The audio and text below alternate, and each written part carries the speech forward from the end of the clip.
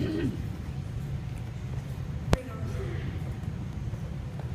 am a toy. I am also a puzzle that's really hard to solve. Even my own inventor couldn't solve me for one whole month. Teachers and fellow students, my name is Callum, and can you guess what I'm doing for my speech today?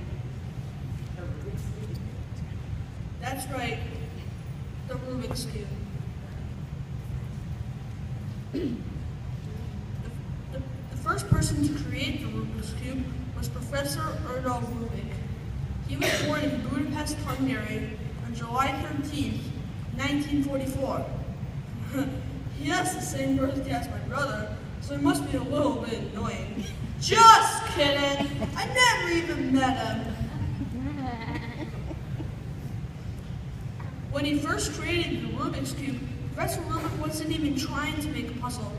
He was trying to solve a structural problem by seeing if he could create an object where all the parts could bind themselves without falling apart. But create a puzzle is what he did, and ended up inventing one of the most popular toys of all time. The Rubik's Cube wasn't always called what it is today.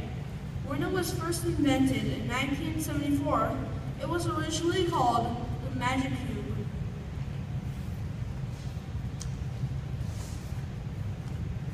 I think Magic Cube is probably a good name, as it seems to me sometimes that only magic could help to solve it. The cube didn't come to North America until the 1980s and was almost immediately popular. My parents remember playing it when they were kids. It was one of the only toys that my parents and I have in common. Things were so much different way back in their day before the invention of video games.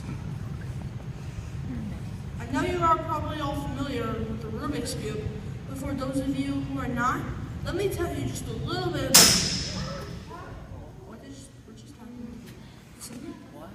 about the colors of the cube are red, white, blue, orange, green, and yellow.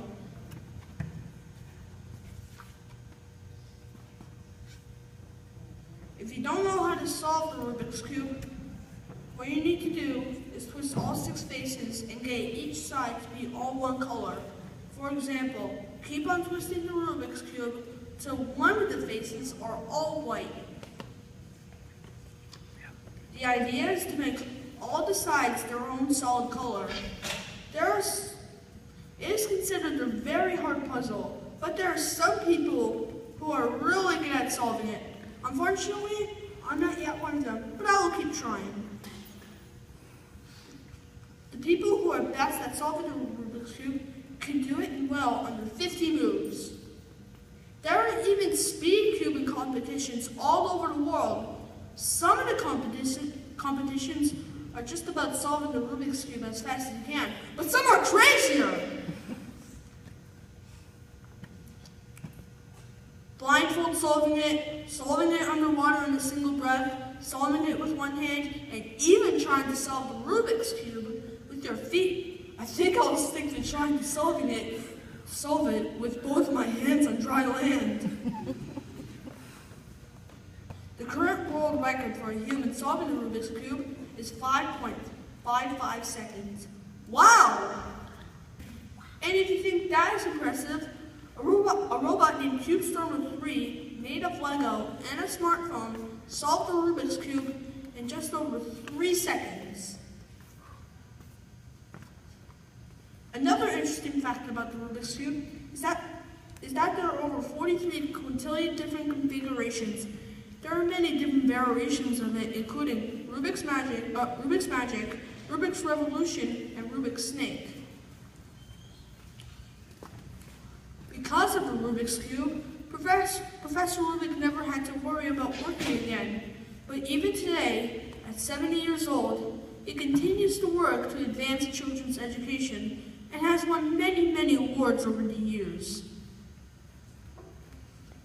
There has been over 350 million Rubik's Cubes sold worldwide, and it is the best-selling toy of all time. Professor Rubik once said, "Our whole life is about solving puzzles." I sure am glad that many of the puzzles I have to solve are not as hard as the Rubik's Cube, but the cube sure makes you realize that there are solutions, even to the hardest problems. Thank you all for listening to my speech.